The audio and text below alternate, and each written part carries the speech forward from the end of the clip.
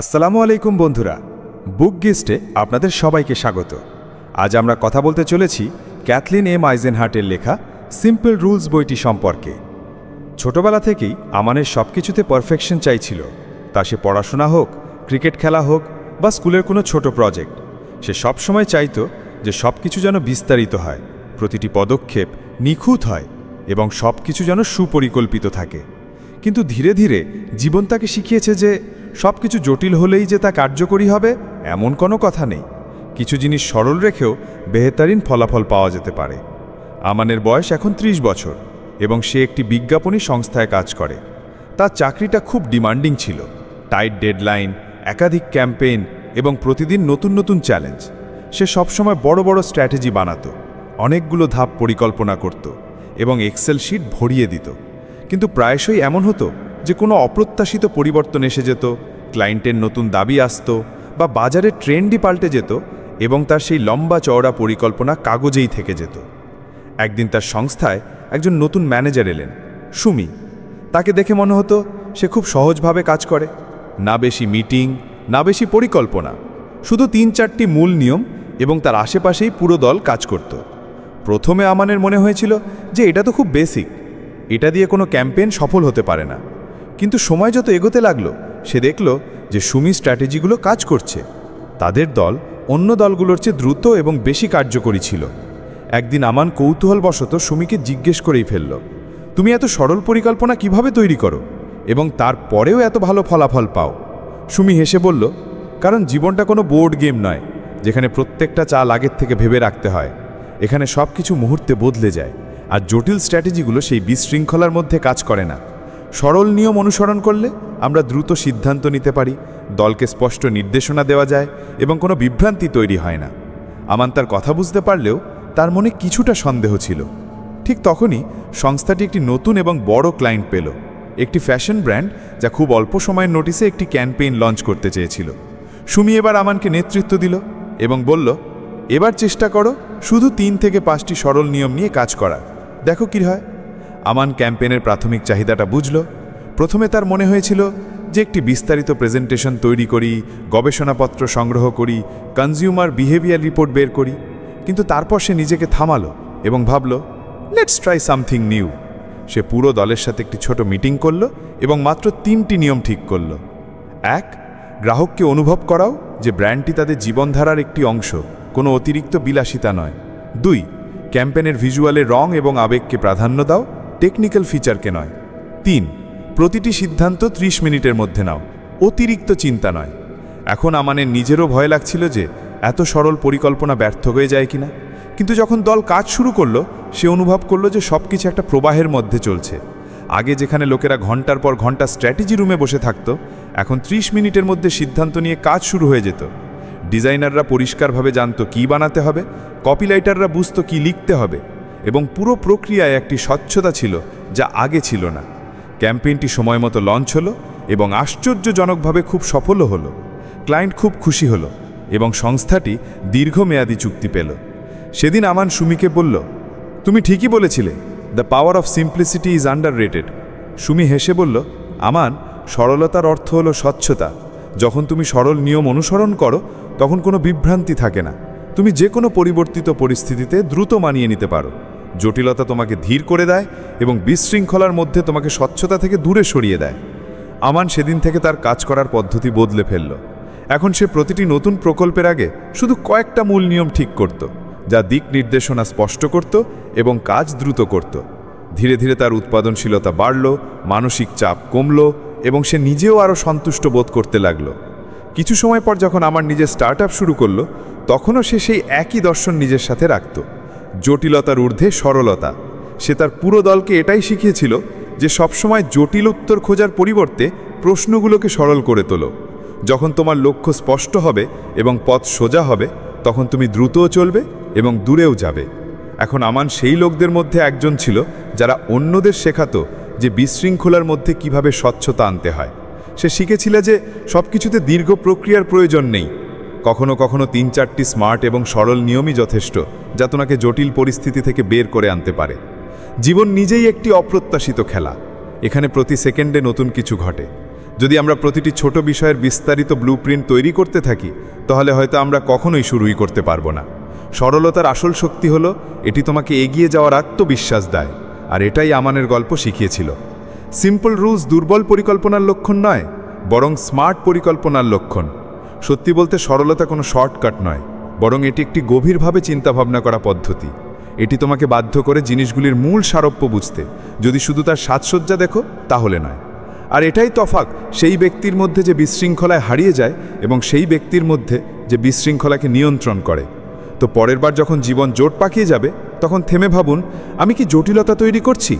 আমি কি এমন ৩-৪টি সরল নিয়ম তৈরি করতে পারি যা আমাকে পথ দেখাতে পারে? কারণ জীবন কোনো গণিতের সূত্র নয়, এখানে যুক্তির চেয়ে স্বচ্ছতা বেশি কাজে আসে।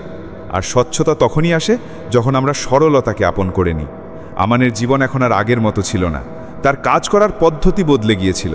এখন সে লম্বা এবং ভারী স্ট্র্যাটেজির পিছনে দৌড়াতো না। তার কাছে একটি সলিড পদ্ধতি ছিল। শুধু কয়েকটি সরল নিয়ম তৈরি করো এবং সেগুলোকে গাইড হিসাবে ব্যবহার করে কাজ করো। কিন্তু এখন প্রশ্ন ছিল যে প্রতিবার কোন নিয়মগুলো তৈরি করা হবে? প্রতিবার কি শুধু 3টে র্যান্ডম নিয়ম তৈরি করলেই কাজ হয়ে যাবে? আর এখানেই একটি নতুন শিক্ষার অধ্যায় খুলল, সরল নিয়মের প্রকারভেদ সম্পর্কে। আমানের স্টার্টআপ ধীরে ধীরে বড় হচ্ছিল, কিন্তু তার সামনে একটি নতুন চ্যালেঞ্জ এলো। তাকে একটি নতুন অ্যাপ লঞ্চ করতে হতো, একটি লাইফস্টাইল অ্যাপ যা মানুষকে দৈনন্দিন অভ্যাস ট্র্যাক করতে সাহায্য করবে। সমস্যাটা ছিল যে বাজারে আগের থেকেই এমন অনেক অ্যাপ ছিল এবং প্রতিযোগিতা খুব কঠিন ছিল। দল উত্তেজিত ছিল, কিন্তু কিছুটা বিভ্রান্ত ছিল। সবার কাছে আলাদা আলাদা আইডিয়া ছিল। কেউ বলছিল হ্যাবিট ট্র্যাকিংকে এআইয়ের সাথে যুক্ত করো, কেউ বলছিল গেমিফিকেশন যোগ করো, তো কেউ মিনিমালিস্ট ডিজাইনের কথা বলছিল। এই পরিস্থিতিতে আমান একটি উইকেন্ড রিট্রিটের আয়োজন করল, যেখানে পুরো দলকে বাইরে কোনো শান্ত জায়গায় নিয়ে গিয়ে ব্রেনস্টর্মিং করতে হবে। আমান জানতো যে এখন সরল নিয়ম তৈরির সময়, কিন্তু এবার সে র্যান্ডামলি নিয়ম তৈরি করবে না। সে একটা বইতে পড়েছিল যে সরল নিয়ম 3 ধরনের হয়: সীমানা নিয়ম, প্রাধান্য নিয়ম এবং থামার নিয়ম। সেই জ্ঞানকে এবার সে বাস্তবিকভাবে প্রয়োগ করার সুযোগ পেয়েছিল। রিট্রিটের প্রথম দিন সন্ধ্যায় যখন সবাই একটি গোল বৃত্তে বসেছিল, আমান হোয়াইটবোর্ডে লিখল, এবার আমরা 3 ধরনের সরল নিয়ম তৈরি করব, যাতে আমরা পরিষ্কারভাবে বুঝতে পারি কি করতে হবে, কি করতে হবে না, কোন জিনিসকে প্রাধান্য দিতে হবে এবং কখন কোনো আইডিয়া বাতিল করতে হবে। প্রথমে আমান কথা বলল সীমানা নিয়ম নিয়ে। সে বোঝালো সীমানা নিয়ম হলো সেইগুলো যা আমাদের বলে যে আমাদের কি করতে উচিত এবং কি করতে উচিত নয়। এটি আমাদের অপ্রয়োজনীয় বিভ্রান্তির থেকে বাঁচায় এবং কাজের পরিধি স্পষ্ট রাখে। দল মিলে সীমানা নিয়মগুলো এইভাবে তৈরি করল। অ্যাপটিকে শুধু স্বাস্থ্য এবং আত্ম উন্নয়নের সাথে জড়িত অভ্যাসের মধ্যে সীমাবদ্ধ রাখতে হবে। ব্যবহারকারীর ডেটা কোনো তৃতীয় পক্ষের সাথে শেয়ার করা হবে না। অ্যাপে কোনো সোশ্যাল মিডিয়া ইন্টিগ্রেশন থাকবে না। ফোকাস শুধু ব্যক্তিগত ব্যবহারের উপর থাকবে। এই 3টি নিয়ম সঙ্গে সঙ্গে স্বচ্ছতা নিয়ে এলো। এখন প্রতিটি ফিচারের সাজেশন এই সীমানার মধ্যেই ভাবা হতে লাগলো। এতে বিভ্রান্তি কমল এবং ব্রেনস্টর্মিং আরও ফলপ্রসূ হলো। এবার পালা ছিল প্রাধান্য নিয়মের, অর্থাৎ কোন জিনিসকে আগে গুরুত্ব দেওয়া হবে। কারণ ফিচার অনেক হতে পারত, কিন্তু সব কিছু একসাথে করা অসম্ভব ছিল। আমান বোঝালো আমাদের কাছে সীমিত সময় এবং সীমিত সম্পদ আছে। আমাদের স্মার্টলি সিদ্ধান্ত নিতে হবে যে প্রথমে কি তৈরি করব। দল মিলে এই প্রাধান্য নিয়মগুলো ঠিক করল। অ্যাপটিকে শুধু স্বাস্থ্য এবং আত্ম উন্নয়নের সাথে জড়িত অভ্যাসের মধ্যে সীমাবদ্ধ রাখতে হবে। প্রথমে সেই ফিচারের উপর আমাদের কাজ শুরু করতে হবে যা ব্যবহারকারীকে প্রতিদিন যুক্ত থাকতে সাহায্য করবে। তারপরে ডিজাইন এমন হতে হবে যা প্রথমবার ব্যবহারকারীও বুঝতে পারে। জটিলতার ঊর্ধ্বে স্বচ্ছতা। এবং 3, ফিডব্যাক সিস্টেমকে প্রথমে উন্নত করা হবে, যাতে ব্যবহারকারীর সমর্থন সঙ্গে সঙ্গে ক্যাপচার করা যায়। এখন যখনই কোনো নতুন আইডিয়া আসতো, আমান এবং তার দল এই অগ্রাধিকারের নিয়মগুলোর মাধ্যমে সিদ্ধান্ত নিত যে সেটির উপর কাজ করা হবে কিনা। এতে সিদ্ধান্ত দ্রুত হলো এবং কাজের দিক নির্দেশনা পাওয়া গেল। এবার শেষ এবং সবচেয়ে কৌশলী অংশ ছিল থামার নিয়ম। প্রায়শই মানুষ কোনো কাজে এত বেশি বিনিয়োগ করে ফেলে যে সেটি ব্যর্থ হলেও তারা তা ছাড়তে পারে না। আমান বলল, আমাদের আগে থেকেই ঠিক করতে হবে যে কখন কোনো আইডিয়া ছেড়ে দিতে হবে, নালে আমরা একই জিনিসে আটকে থাকব। দল থামার নিয়মগুলো এভাবে তৈরি করল। 1, যদি কোনো ফিচার 2 সপ্তাহের পরীক্ষার পর 30% কম ব্যবহারকারী ধরে রাখতে পারে, তাহলে সেটি বাতিল করা হবে। যদি কোনো আইডিয়া আমাদের মূল সীমানার নিয়ম লঙ্ঘন করে, তাহলে সেটির উপর আলোচনাও করা হবে না। যদি কোনো কাজ বারবার দলের সদস্যদের ডিমোটিভেট করে এবং কোনো পরিমাপযোগ্য ফলাফল না দেয়, তাহলে সেটি শেষ করে দেওয়া হবে। এই নিয়মগুলো দলকে একটা সুরক্ষা বলয় দিল। এখন তারা কোনো আইডিয়া বাতিল করতে ভয় পেত না, কারণ সিদ্ধান্ত আবেগ দিয়ে নয় বরং যুক্তি দিয়ে নেওয়া হতো। 3 ধরনের নিয়ম, সীমানা, অগ্রাধিকার এবং থামা, পুরো প্রকল্পটিকে সুসংগঠিত করে দিয়েছিল। আমান দেখল যে আগে যেখানে 5টি মিটিংয়েও কোনো ফল বেরোতো না, সেখানে এখন 1 ঘন্টায় সিদ্ধান্ত হয়ে যেত। দলের সদস্যরা মোটিভেটেড ছিল, কারণ তারা একটা স্পষ্ট কাঠামো পেয়েছিল। বিশৃঙ্খলার মধ্যেও সবাই পথ দেখতে পাচ্ছিল। অ্যাপটির নাম রাখা হলো হ্যাবিটওয়াইজ এবং সেটি নির্ধারিত সময়ের 1 সপ্তাহ আগেই লঞ্চ হলো। লঞ্চের প্রথম মাসেই 10,000 ডাউনলোড এলো এবং রিভিউগুলোও খুব ভালো ছিল। লোকেরা প্রশংসা করছিল যে অ্যাপটি সরল, বিভ্রান্তিকর নয় এবং তাদের প্রতিদিন ব্যবহার করতে মন চায়। একদিন রাতে আমান তার বারান্দায় বসেছিল, হাতে কফির কাপ নিয়ে। সে ভাবছিল যে যখন সে প্রথমবার সরলতাকে গ্রহণ করেছিল, তখন সে নিজেও জানত না যে এটি কতটা শক্তিশালী প্রমাণিত হবে।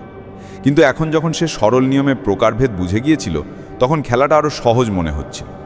তার মনে পড়ল যে জীবনেও এই একই জিনিস কাজ করে। আমরা প্রায়শই সীমানা ছাড়া জীবনযাপন করি, সব কিছুকেই অগ্রাধিকার দিয়ে দিই, আর কোনো ভুল অভ্যাস ছাড়ার জন্য কোনো থামার নিয়ম রাখি না। আর তারপর ভাবি যে কেন আমাদের জীবন একটি অন্তহীন লুপে পরিণত হয়েছে। এখন আমান তার ব্যক্তিগত জীবনেও এই নিয়মগুলো প্রয়োগ করতে শুরু করলো। যেমন সে একটা সীমানা নিয়ম তৈরি করলো যে রাত 10টার পর কোনো স্ক্রিন টাইম নয়। একটা অগ্রাধিকারের নিয়ম তৈরি করলো যে প্রতিদিন সকালে 1 ঘন্টা শুধু শেখার জন্য থাকবে, কোনো ইমেল বা সোশ্যাল মিডিয়া নয়। আর একটা থামার নিয়ম তৈরি করলো যে যদি কোনো কার্যকলাপ তাকে ক্রমাগত উদ্বিগ্ন করে এবং তার কোনো দীর্ঘমেয়াদী মূল্য না দেখা যায়, তাহলে সেটি ছেড়ে দিতে হবে। ধীরে ধীরে আমানের জীবন আরও ভারসাম্যপূর্ণ হয়ে উঠল। এখন সে শুধু সফলই ছিল না, সে শান্তিতেও ছিল। এই গল্প আমাদের শেখায় যে সরল নিয়ম কোনো অনমনীয় ব্যবস্থা নয়, বরং নমনীয় নির্দেশিকা যা আমাদের স্বচ্ছতা দেয়। যখন আমরা এই নিয়মগুলোর প্রকারভেদ বুঝি, সীমানা, অগ্রাধিকার এবং থামা, তখন আমরা শুধু দক্ষতার সাথেই নয়, বুদ্ধিমানের মতোও কাজ করি। জীবনের প্রতিটি সিদ্ধান্তের সাথে আমাদের এটি জিজ্ঞাসা করা উচিত, এটা কি আমার সীমানা নিয়মের মধ্যে আছে? এটা কি আমার অগ্রাধিকারের তালিকায় আছে? আর এটা এমন কিছু যেটা সময় এলে ছেড়ে দিতে হবে? যখন আমাদের কাছে এই ফিল্টারগুলো থাকে, তখন আমরা শুধু দ্রুত সিদ্ধান্তই নিই না, বরং সঠিক সিদ্ধান্তও নিই। তাই পরের বার যখনই জীবনে কোনো নতুন চ্যালেঞ্জ আসবে, তখন আমানের মতো হোয়াইট বোর্ড বের করুন এবং 3টে ক্যাটাগরিতে নিজের সরল নিয়মগুলো তৈরি করে ফেলুন। কারণ সরল নিয়মই সেই নীরব শক্তি যা আমাদের বিশৃঙ্খলার মধ্যে স্বচ্ছতা এবং বিভ্রান্তির মধ্যে দিক নির্দেশনা দেয়। আমানের জীবন এখন সরলতা এবং স্বচ্ছতার একটি উদাহরণ হয়ে উঠেছিল। তার দল হ্যাবিটওয়াইজ অ্যাপটিকে ক্রমাগত আপডেট করছিল এবং ব্যবহারকারীর সংখ্যাও প্রতি মাসে বাড়ছিল। কিন্তু এখন আমান আরও বড় কিছু করতে চাইছিল। তার স্বপ্ন ছিল গ্রামীণ ভারতের জন্য এমন একটা টেক সমাধান তৈরি করা যা স্থানীয় সমস্যাগুলোকে স্থানীয় পদ্ধতিতে সমাধান করে, এবং সেটাও সরল পদ্ধতিতে। একদিন তার কাছে একটা এনজিও থেকে ফোন এলো, যারা উত্তরাখণ্ডের একটা গ্রামে নারী উদ্যোক্তা প্রোগ্রাম চালাচ্ছিল। তাদের একটা ডিজিটাল টুল দরকার ছিল যা গ্রামের মহিলাদের সহজে দৈনন্দিন অর্থ মনে রাখতে, যেমন খরচ, সঞ্চয় এবং ছোট ব্যবসার হিসাব রাখতে সাহায্য করে। চ্যালেঞ্জটা ছিল যে সেখানে নেটওয়ার্ক ধীর, ডিভাইসগুলো পুরনো এবং ব্যবহারকারীরও প্রযুক্তির সাথে খুব বেশি পরিচিত ছিল না। আমানের কাছে এই কাজটা প্রথমেই জটিল মনে হচ্ছিল, কিন্তু তার অভ্যাস ছিল সরলতার মধ্যে সমাধান খোঁজা। সে ভাবল, যদি প্রকৃতি নিজেকে কোনো টপ ডাউন নিয়ন্ত্রণ ছাড়াই পরিচালিত করতে পারে, তাহলে আমরাও তেমন কিছু করতে পারি। তার একটা টেড টক মনে পড়ল, যেখানে বলা হয়েছিল কিভাবে পিঁপড়ের কলোনি এবং পাখির ঝাঁক সরল স্থানীয় নিয়ম মেনে চলে এবং তারপরেও অত্যন্ত সংগঠিত সিস্টেম তৈরি করে। এই ধারণাটাই তাকে এখন প্রয়োগ করতে হয়েছিল। আমান গ্রামে পৌঁছল এবং সেখানকার পরিস্থিতি দেখল। প্রতিটি বাড়িতে একটা বেসিক অ্যান্ড্রয়েড ফোন ছিল, কিন্তু প্রশিক্ষণের প্রয়োজন ছিল। মহিলারা প্রযুক্তি নিয়ে কিছুটা দ্বিধায় ছিলেন, ভয় পাচ্ছিলেন। একদিন গ্রামের বাইরে ক্ষেতের ধারে বসে সে দেখল কিভাবে পিঁপড়েরা এক লাইনে চলছে। কোনো নেতা নেই, কোনো উচ্চস্বরে আদেশ নেই, কিন্তু তবুও সব কিছু সংগঠিত। তারা একে অপরের সাথে ধাক্কা না খেয়ে কোনো বিভ্রান্তি ছাড়াই নিজেদের কাজে লেগেছিল। পাশে গাছে অনেক পাখি একসাথে উড়ছিল একটা সমন্বিত গতিতে, যেন কোনো অদৃশ্য ছন্দ আছে। আমান বুঝতে পারল যে প্রকৃতির সিস্টেমগুলো কেন্দ্রীভূত নয়, সেগুলো বিকেন্দ্রিত, আর এই বিকেন্দ্র নিয়ে আসল শক্তি লুকিয়ে আছে। এখন সে তার প্রকল্পের জন্য একটা নতুন মানসিকতা গ্রহণ করল, স্থানীয় নিয়ম ভিত্তিক পদ্ধতি। তার লক্ষ্য ছিল এমন একটা টুল তৈরি করা যা নিজে জটিল হবে না, বরং ব্যবহারকারীকে স্বসংগঠিত উপায়ে ক্ষমতায়িত করবে। আমান তার দলের সাথে মিলে একটা প্রোটোটাইপ ডিজাইন করল। এবার সে শুধু 3টে সাধারণ লোকাল নিয়ম তৈরি করল, যা ব্যবহারকারীকে বলতে হবে। 1. যা খরচ করেছো তার সঙ্গে সঙ্গে অ্যাপে যোগ করো। 2. প্রতিদিন একবার খরচের রুটিন চেক করো। 3. প্রতি সপ্তাহে একটি সঞ্চয়ের লক্ষ্য ঠিক করো এবং তা ট্র্যাক করো। কোনো দীর্ঘমেয়াদী পূর্বাভাস নেই, কোনো বিস্তারিত বাজেট শিট নেই, শুধু এই 3টে কাজ প্রতিদিন করতে হবে। শুরুতে লোকেরা দ্বিধা করছিল, কিন্তু আমান ভাবল যে পিঁপড়েদের মতোই প্রত্যেককেই শুধু নিজের ছোট ভূমিকা পালন করতে হবে। সে মহিলাদের গ্রুপের প্রশিক্ষণ দিল এবং প্রতিটি গ্রুপে একজন সহায়ক রাখত যে প্রযুক্তি সচেতন ছিল এবং অন্যদের গাইড করত। ধীরে ধীরে গ্রামের মহিলারা অ্যাপটি ব্যবহার করতে লাগলো। শুরুতে মাত্র 10 জন ব্যবহারকারী ছিল, তারপর 20 জন হলো এবং কয়েক মাসের মধ্যেই সংখ্যা 100 ছাড়ালো। সবচেয়ে আকর্ষণীয় বিষয় ছিল যে এখন মহিলারা নিজেরাই ছোট ছোট লক্ষ্য তৈরি করছিল, অন্যদের শেখাচ্ছিল এবং নিজেদের ব্যবসার আইডিয়াও পরিকল্পনা করতে শুরু করেছিল। একবার যখন আমান আবার গ্রামে গেল, তখন সেখানকার নেত্রী সীমা ম্যাডাম তাকে একটা নোটবুক দেখালো, যেখানে তিনি তার ছোট ব্যবসার সমস্ত মাসিক হিসাব রেকর্ড করেছিলেন। তিনি বললেন, আগে আমরা খরচ করতাম আর পরে আফসোস করতাম, এখন আমরা আগে ভাবি আর পরে খরচ করি। এই অ্যাপটা আমাদের ভাবনার ধরন বদলে দিচ্ছে। আমান সেদিন খুব আবেগপ্রবণ হয়ে গেল। তার মনে হলো যেন তার সরল নিয়মের দর্শন এখন শুধু অ্যাপের মধ্যে সীমাবদ্ধ নেই, বরং মানুষের জীবনকে স্পর্শ করছে। আমান এই সফলতা তার পরের প্রেজেন্টেশনে শেয়ার করল। সে বলল যে কিভাবে প্রাকৃতিক সিস্টেমগুলো, যেমন পিঁপড়ের কলোনি, পাখির ঝাঁক, এমনকি মাছের ঝাঁকও একই নীতির ওপর কাজ করে। সে বলল, যদি একটা পিঁপড়ে ভাবত যে কলোনির পুরো পরিকল্পনা কি, তাহলে হয়তো সে কখনোই চলতে পারত না। কিন্তু সে শুধু তার আশেপাশের সংকেতে প্রতিক্রিয়া জানায়। আর এটাই আমাদের শেখায় যে কোনো সিস্টেমকে বড় করার জন্য আমাদের প্রতিটি ইউনিটকে মাইক্রো লেভেলে ক্ষমতায়িত করতে হবে। তার কথায় সবাই অনুপ্রাণিত হলো। টেক কনফারেন্স এখন লোকে তাকে আমন্ত্রণ জানাতে শুরু করলো এবং তার দর্শন জনপ্রিয় হতে শুরু করল।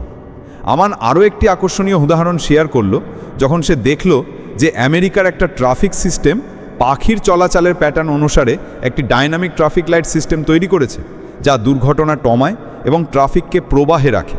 সে বলল, যেমন পাখিরা একে অপরের সাথে ধাক্কা খায় না, তেমনই যদি আমরা সরল সমন্বয়ের নিয়ম প্রয়োগ করি, তাহলে শহরগুলো আরও ভালোভাবে পরিচালনা করা যেতে পারে। আমান তার পুরো কোম্পানির সংস্কৃতিই বদলে দিল। এখন প্রতিটি প্রোডাক্ট বা সিস্টেম তৈরি করার আগে একটাই প্রশ্ন করা হতো, এর পেছনের পিঁপড়ের নিয়মটা কি? মানে এই সিস্টেমটা কি কেউ কোনো প্রশিক্ষণ ছাড়াই ব্যবহার করতে পারবে? এটা কি ব্যবহারকারীকে ছোট সিদ্ধান্ত নিতে সাহায্য করে? এটা কি কেন্দ্রীভূত নিয়ন্ত্রণের উপর নির্ভরশীল নয়? আমান এখন শুধু একজন উদ্যোক্তাই ছিল না, সে একজন মাইন্ডসেট আর্কিটেক্ট হয়ে উঠেছিল। সে যেখানেই যেত লোকেদের শেখাতো যে আমরা জটিলতা দিয়ে নয়, স্বচ্ছতা দিয়ে বড় হই। আর স্বচ্ছতা আসে সরল, স্থানীয় এবং ব্যবহারিক নিয়ম থেকে, যেমনটা প্রকৃতি প্রতিদিন করে। এই পুরো যাত্রা থেকে এই বিষয়টি স্ফটিকের মতো পরিষ্কার হয়ে যায় যে আমাদের বারবার প্রকৃতির দিকে তাকাতে হবে, কারণ সেখানে প্রতিটি সিস্টেম নীরবে শেখাচ্ছে যে কিভাবে কম সম্পদেও উচ্চ পারফরমেন্স সম্ভব, যদি আমাদের কাছে সঠিক স্থানীয় নিয়ম থাকে। তাই পরের বার যখন আপনি কোনো জটিল প্রকল্পে আটকে যাবেন বা জীবনের কোনো মোড়ের দ্বিধায় পড়বেন, তখন একবার থেমে কোনো পিঁপড়েকে দেখুন, কোনো পাখির ঝাঁককে পর্যবেক্ষণ করুন এবং ভাবুন, যদি এরা কোনো ম্যানেজার ছাড়াই এত কার্যকরী হতে পারে, তাহলে আমি কেন পারবো না? কারণ সত্যি এটাই, প্রকৃতি সবসময় সরলতাকে পছন্দ করেছে এবং হয়তো এখন আমাদের সময় এসেছে যে আমরাও সেই সরলতা দিয়ে অসাধারণ কিছু তৈরি করি। গ্রামে চলমান ফিন্যান্স প্রকল্পের সাফল্যের পর আমানের পরিচয় টেক জগতে একজন চিন্তাশীল উদ্যোক্তা হিসেবে গড়ে উঠেছিল। সরলতাকে নিজের শক্তি বানিয়ে সে অনেক মানুষের জীবনকে সহজ করে দিয়েছিল। এখন তার কাছে আরও একটি নতুন সুযোগ এসেছিল, কিন্তু এবার চ্যালেঞ্জটা ছিল ভিন্ন। একদিন আমানকে একটি বড় ভেঞ্চার ক্যাপিটাল ভিসি ফার্ম থেকে ফোন এলো। তারা টেক সক্ষম সামাজিক উদ্যোগে বিনিয়োগ করতে চেয়েছিল এবং আমানকে একটি ক্লোজড পিচ মিটিংয়ে আমন্ত্রণ জানানো হয়েছিল, যেখানে কিছু নির্বাচিত স্টার্টআপকে ফান্ডিং দেওয়ার সুযোগ দেওয়া হচ্ছিল। আমান প্রথমে কিছুটা নার্ভাস ছিল। সে জানতো যে ভিসি ফার্মগুলো সাধারণত ভারী বিজনেস প্ল্যান, মোটা পিচ ডেক এবং জটিল ফিনান্সিয়াল মডেল দেখে, কিন্তু সে এটা জেনে অবাক হলো যে এই বিশেষ টপ টিয়ার ভিসি ফার্মের কাজ করার পদ্ধতিটা ছিল খুব আলাদা। মিটিংয়ের দিন আমান ঢাকার একটি এলিগেন্ট কোওয়ার্কিং স্পেসে পৌঁছলো। সেখানকার হলে মিনিমাল সেটআপ ছিল এবং প্রতিটি স্টার্টআপকে মাত্র 5 মিনিট সময় দেওয়া হয়েছিল তাদের আইডিয়া ব্যাখ্যা করার জন্য। কোনো 50 স্লাইডের পিচ ডেক নয়, কোনো ফ্যান্সি প্রজেকশন নয়, শুধু একটি সংক্ষিপ্ত কথোপকথন এবং কিছু সরাসরি প্রশ্ন। আমানের পালা এলো। সে তার গ্রামীণ ফিন্যান্স অ্যাপ সম্পর্কে বলল, কিভাবে সে প্রকৃতি থেকে অনুপ্রাণিত হয়ে স্থানীয় নিয়মের মাধ্যমে একটি বিকেন্দ্রীকৃত আর্থিক সাক্ষরতা মডেল তৈরি করেছে। সে না রেভিনিউ প্রজেকশন দেখালো, না কোনো জটিল মার্কেটিং ফানেল, শুধু 3টি কথা রাখল। 1, তৃণমূল স্তরে কাজ করার যার ব্যক্তিগত অভিজ্ঞতা। 2, তার প্রোডাক্ট যা বাস্তব জগতে কাজ করছিল। 3, তার বিশ্বাস যে সরলতা থেকেই স্কেলেবিলিটি আসে। ভিসির সিনিয়র পার্টনার হেসে বললেন, এটাই সেই জিনিস যা আমরা স্পষ্টতার মধ্যে দেখতে চাই, চিন্তাভাবনা এবং কনসেপ্টের প্রমাণ। তারপর তিনি এমন একটি কথা বললেন যা আমানের খুব গভীরভাবে মনে ধরল। আমরা কখনো মোটা রিপোর্টের উপর ভরসা করি না, আমরা সরল নির্বাচনের নিয়ম নিয়ে কাজ করি। আমান কৌতূহলবশত জিজ্ঞাসা করল, আপনার মানে কি? তিনি বললেন, আমাদের একটি অভ্যন্তরীণ চেকলিস্ট আছে যা আমাদের সমস্ত বিনিয়োগের নীতিকে গাইড করে। মাত্র 3-4টি সরল নিয়ম আছে যা আমাদের দিক নির্দেশনা দেয়। যেমন 1, প্রতিষ্ঠাতার অবশ্যই সরাসরি ইন্ডাস্ট্রির অভিজ্ঞতা থাকতে হবে। 2, প্রোডাক্টের মধ্যে নেটওয়ার্ক এফেক্টের প্রাথমিক লক্ষণ দেখা উচিত। 3, সমস্যাটি প্রতিষ্ঠাতার কাছে গভীরভাবে ব্যক্তিগত হতে হবে। 4, সমাধানটি ন্যূনতম ঘর্ষণে স্কেলেবল হতে হবে। যদি কোনো স্টার্টআপ এই মানদণ্ডগুলো পূরণ করে তাহলে আমরা এগিয়ে যাই, নইলে পিচ ডেক যতই পালিশ করা হোক না কেন আমরা বাতিল করে দিই। আমানের একটা ধাক্কার মতো লাগলো, তবে পজিটিভ। তার মনে হলো যে সরলতা সে গ্রামে প্রয়োগ করেছিল সেটাই এখন বড় কর্পোরেট স্তরেও কাজ করছে। ভিসি পার্টনার আরও বললেন, আমাদের কাছে প্রতিদিন ডজন ও ডজন পিচ ডেক আসে। যদি আমরা প্রত্যেকটি গভীরভাবে পড়ি তাহলে সিদ্ধান্ত নিতে মাস লেগে যাবে। তাই আমরা কিছু ফিল্টার তৈরি করেছি, সরল নির্বাচনের নিয়ম, যা আমাদের দ্রুত সেরা স্টার্টআপগুলো চিহ্নিত করতে সাহায্য করে। আমান এখন বুঝতে পারল যে সরলতা শুধু গ্রাম বা লোটেক পরিবেশে নয়, বরং হাই স্টেক্স কর্পোরেট জগতেও ততটাই জরুরি। জটিল মডেল এবং ভারী ডেটা ততক্ষণ পর্যন্ত অকেজো যতক্ষণ না তার পেছনে কোনো স্পষ্ট অন্তর্দৃষ্টি থাকে। মিটিং শেষ হলো এবং 2 দিন পর আমান কনফার্মেশন পেল, তার প্রজেক্ট ফান্ডিংয়ের জন্য নির্বাচিত হয়েছে। এখন সে 50 লক্ষ টাকার সিড ফান্ডিং পেয়েছিল, যা দিয়ে সে তার অ্যাপ অন্য রাজ্যগুলোতেও লঞ্চ করতে পারত। আমান তার কোর টিমকে একত্রিত করল এবং তাদের এই পুরো প্রক্রিয়াটা বোঝালো। সে বলল, ভিসি আমাদের ফান্ডিং দিয়েছে কারণ আমরা নতুন কিছু বলেছি তার নয়, বরং কারণ আমরা সহজভাবে সঠিক কথাগুলো বলেছি। তারা তাদের নিয়মগুলো অনুসরণ করেছে এবং আমরা তাদের নিয়মের মধ্যে ফিট হয়েছি। সে টিমকে উৎসাহিত করল যে তারাও যেন তাদের সমস্ত ডিসিশনের জন্য কিছু নির্বাচনের নিয়ম তৈরি করে। যেমন নিয়োগ করার সময় 1, প্রার্থীর ফিল্ড অভিজ্ঞতা থাকতে হবে। 2, সে কোনো একটা ডোমেনে গভীর কৌতূহল রাখে। 3, তার যোগাযোগ স্পষ্ট এবং বাস্তবসম্মত। 4, সে অস্পষ্টতার মধ্যেও কাজ করতে পারে। এখন আমানের কোম্পানির ভেতরে প্রতিটি প্রক্রিয়ার জন্য ছোট ছোট নিয়ম সেট হতে লাগলো। Marketing, product development, hiring, event planning. আর সবচেয়ে আশ্চর্যের বিষয় ছিল যে এই নিয়মগুলো পুরো সিস্টেমকে দ্রুত, নমনীয় এবং ফোকাসড করে তুলেছিল।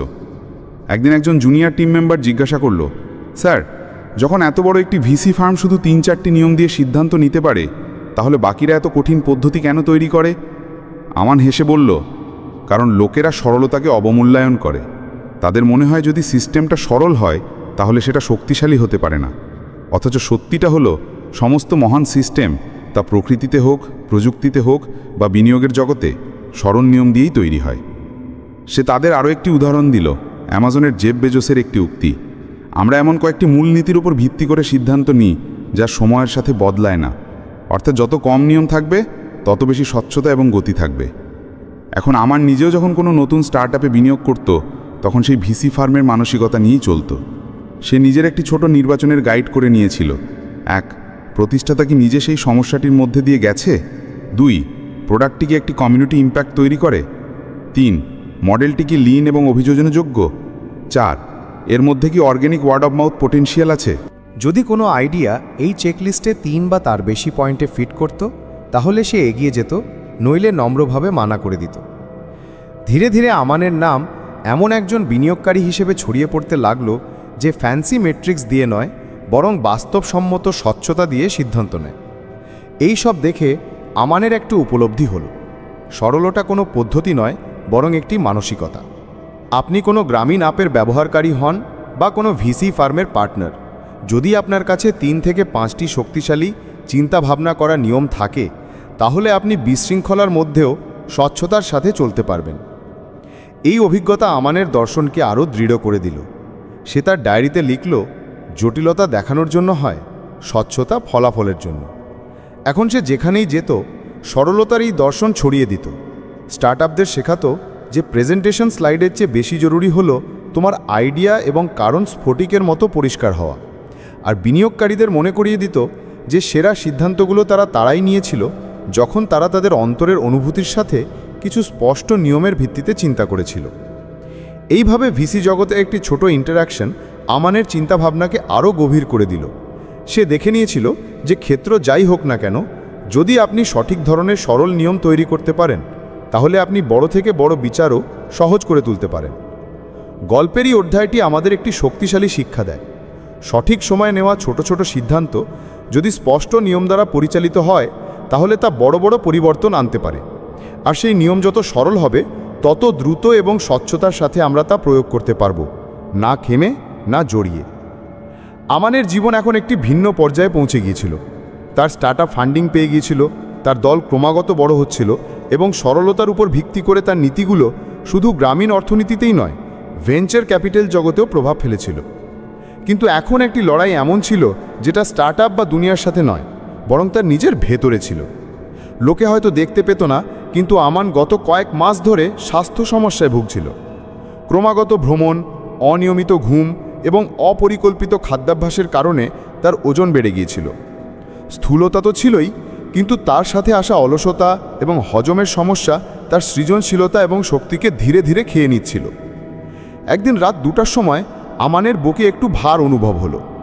ডাক্তার দেখালো, ইসিজি করালো, বড় কিছু বেরোয়নি, কিন্তু ডাক্তার পরিষ্কার বলে দিলেন লাইফস্টাইল পরিবর্তন জরুরিভাবে প্রয়োজন এবং ওজনও কমাতে হবে। আমান অনেক ডায়েট প্ল্যান দেখলো, অ্যাপস ডাউনলোড করলো, ক্যালোরি কাউন্টার লাগালো, ফুড স্কেল কিনলো, কিন্তু কিছুই টিকলো না। শুরুটা হতো জোশের সাথে, কিন্তু 2 সপ্তাহের মধ্যে সব ভেঙে যেত। সে হতাশায় ভরে গেল। এক সন্ধ্যায় যখন সে তার বারান্দায় বসেছিল তখন তার নিজের কথাই মনে পড়ল। সরলতাই চূড়ান্ত পরিশীলন। সে নিজেকে প্রশ্ন করল, আমি কি সরলতা শুধু ব্যবসা বা প্রযুক্তির জন্যই রেখেছি? স্বাস্থ্যের মতো ব্যক্তিগত বিষয়েও কি আমি সেই একই নীতি প্রয়োগ করতে পারি না? এই ভেবে সে ঠিক করল যে এখন সে ওজন কমানোর জন্য কোনো জটিল ডায়েট অনুসরণ করবে না, না ক্যালোরি গণনা করবে, না ফ্যান্সি জিমে যোগ দেবে। সে শুধু 3 থেকে 4টি আচরণগত নিয়ম তৈরি করবে এবং সেগুলোর উপর যে কোনো পরিস্থিতিতে অটল থাকবে। সে তার জার্নালে সরল স্বাস্থ্য নিয়ম লিখল। 1. খাবার শুধু বসে খাবো, দাঁড়িয়ে নয়। 2. বুফে বা all you can eat setup থেকে দূরে থাকব। 3. রাতের খাবার সবসময় 8টার আগে করব। 4. প্রতিদিন 30 মিনিট কোনো ডিস্ট্র্যাকশন ছাড়া হাঁটব। সে দেখল যে এই নিয়মগুলি সরল কিন্তু শক্তিশালীও ছিল। এতে কোনো গণনা ছিল না, কোনো খাবারের উপর নিষেধাজ্ঞা ছিল না, শুধু অভ্যাসের ওপর ফোকাস ছিল। শুরুতে কিছুটা অদ্ভুত লাগলো। যখন বন্ধুরা বুফে ডিনারে ডাকতো তখন সে নম্রভাবে মানা করে দিত। অফিসে যখন স্ন্যাক্সের ট্রে আসতো তখন সে নিজেকে মনে করিয়ে দিত যে শুধু তখনই খাবো যখন ঠিক মতো বসার সময় পাবো। আর প্রতিদিনের হাঁটার জন্য সে তার প্রিয় পডকাস্ট শুনতে শুরু করলো যাতে এই রুটিনটা বিরক্তিকর না লাগে। ধীরে ধীরে পরিবর্তন দেখা দিতে লাগলো। ওজন কমতে শুরু করলো, মন পরিষ্কার থাকতে লাগলো এবং সবচেয়ে বড় কথা, অপরাধবোধ এবং মানসিক চাপ কমতে লাগলো। সে এখন নিজেকে নিয়ে গর্বিত বোধ করত যে সে আত্মডিসিপ্লিনকে নিজের মতো করে গ্রহণ করেছে। একদিন তার মা হেসে বললেন, তুই এখন আবার আগের মতো দেখতে লাগছিস যেমন কলেজের সময় ছিলি। আর আমান হাসল, কারণ সে জানতো এটা কোনো জিম বা ট্রেনারের জন্য নয়, বরং তার নিজের সরল নিয়মের জন্য। সে স্বাস্থ্যেরই অভিজ্ঞতাও তার কোম্পানিতে শেয়ার করতে শুরু করলো। সে তার অফিসের ক্যান্টিনের জন্য একটি পলিসি তৈরি করলো, কোনো স্ন্যাক্স ততক্ষণ পর্যন্ত পরিবেশন করা হবে না যতক্ষণ না কর্মচারীরা বসে খাবে। আর আশ্চর্যজনকভাবে এতে খাবারের অপচয়ও কমল এবং মানুষের খাদ্যাভ্যাসও উন্নত হলো। সে তার ওয়েলনেস টিমকে বলল, আমরা সবাই চরম ডায়েট প্ল্যানকে ভয় পাই, তাই ফলাফল টেকসই হয় না। কিন্তু যদি আমরা শুধু কয়েকটি সরল আচরণগত নিয়ম অনুসরণ করি তাহলে ফলাফলও টেকে এবং মানসিক চাপও থাকে না। তারপর সে দলের সাথে একটি ওয়েলনেস ইনিশিয়েটিভ শুরু করলো, যেখানে প্রত্যেক কর্মচারীকে তাদের স্বাস্থ্যের জন্য 3টি ব্যক্তিগত নিয়ম নির্ধারণ করতে হতো। কেউ বলতো, আমি প্রতিদিন চিনিযুক্ত জিনিস এড়িয়ে চলব। কেউ বলতো, আমি শুধু 1 প্লেট খাবার নেব, তা পার্টি হোক বা অফিসের লাঞ্চ। কেউ বলতো, আমি প্রতিদিন লিফটের পরিবর্তে সিঁড়ি ব্যবহার করব। এটা পুরো কোম্পানির কালচারকে বদলে দিল। এখন ওয়েলনেস একটি অপরাধবোধ ভিত্তিক এজেন্ডা ছিল না, বরং একটি স্বপরিচালিত সরলতা চালিত প্রচেষ্টা হয়ে উঠেছিল। কয়েক মাস পরে যখন আমানকে হার্ভার্ড বিজনেস স্কুলের একটি লিডারশিপ সেমিনারে ডাকা হলো, তখন সে সেখানেও এই একই দর্শন শেয়ার করলো। সে বলল, আমরা স্বাস্থ্যকে অপরাই বাইনারি বানিয়ে ফেলি, হয় চরম ডায়েটিং অথবা সম্পূর্ণ উপেক্ষা। কিন্তু সত্যিটা হলো টেকসই পরিবর্তন আসে সরল স্পষ্ট আচরণগত নিয়ম থেকে, যা আপনি আপনার জীবনযাত্রায় একত্রিত করতে পারেন, জোর করে নয়। তার এই অন্তর্দৃষ্টির জন্য লোকে খুব প্রশংসা করল। সেমিনারের পরে একজন বিখ্যাত ডাক্তার এসে বললেন, আমান, তুমি আচরণগত পরিবর্তনকে যে স্বচ্ছতার সাথে উপস্থাপন করেছো তা আমরা মেডিকেল ফিল্ডেও খুব কমই দেখতে পাই। তুমি সেলফ কেয়ারকে একটি ডিজাইন প্রবলেমে পরিণত করেছো এবং সরলতা দিয়ে তার সমাধান করেছো। এখন আমানের জীবন 3টি স্পষ্ট ভার্টিক্যালে বিভক্ত হয়ে গিয়েছিল: ইম্প্যাক্টের জন্য টেক, স্বচ্ছতার জন্য চিন্তাভাবনা এবং সরলতার সাথে জীবনযাপন। সে জানতো যে দুনিয়াকে বদলানোর জন্য রকেট সায়েন্সের প্রয়োজন নেই, শুধু কিছু বাস্তবসম্মত নিয়মের প্রয়োজন যা দৈনন্দিন জীবনকে গাইড করবে। সে তার রুমে একটি নোট লিখে রাখল, যেটা সে প্রতিদিন সকালে পড়ত। মহান সিদ্ধান্তগুলো অতিরিক্ত বিশ্লেষণ দিয়ে তৈরি হয় না, বরং সরল তথ্য যা ধারাবাহিকভাবে পুনরাবৃত্তি করা হয় তার দিয়ে তৈরি হয়। এই গল্পের সাথে আমানের যাত্রা একটি পূর্ণ বৃত্তে এসে পড়ল। গ্রামের মহিলাদের ক্ষমতায়ন করা, বিনিয়োগকারীদের প্রভাবিত করা এবং নিজের স্বাস্থ্য পুনরুদ্ধার করা, 3টি মিশনে সে সাফল্য পেল এবং 3টির মধ্যেই সাধারণ বিষয় ছিল সরল নিয়ম। আর এটাই শেষ বার্তা ছিল, যেটা সে প্রত্যেক উদ্যোক্তা, প্রত্যেক ছাত্র, প্রত্যেক কর্মরত পেশাদার এবং প্রত্যেক সংগ্রামরত মানুষকে দিতে চেয়েছিল। যখন জীবন জটিল মনে হবে, তখন একটি বিরতি নিয়ে ভাবুন যে আমি কেমন 3টি সরল নিয়ম তৈরি করতে পারি যা আমাকে প্রতিদিন গাইড করবে। কারণ কখনো কখনো সমাধানগুলো এতটাই সরল হয় যে আমাদের তাদের উপর সন্দেহ শুরু হতে পারে। কিন্তু মনে রাখবেন, স্বচ্ছতাই সবচেয়ে বড় আত্মবিশ্বাস। আর স্বচ্ছতা তখনই আসে যখন আমরা সরল নিয়ম অনুযায়ী জীবনযাপন করি। তো বন্ধুরা, এই ছিল আমাদের আজকের বইয়ের সারাংশ। আপনাদের কেমন লাগলো তা কমেন্ট করে অবশ্যই জানাবেন এবং আমাদের সারাংশ শেষ পর্যন্ত শোনার জন্যে ধন্যবাদ।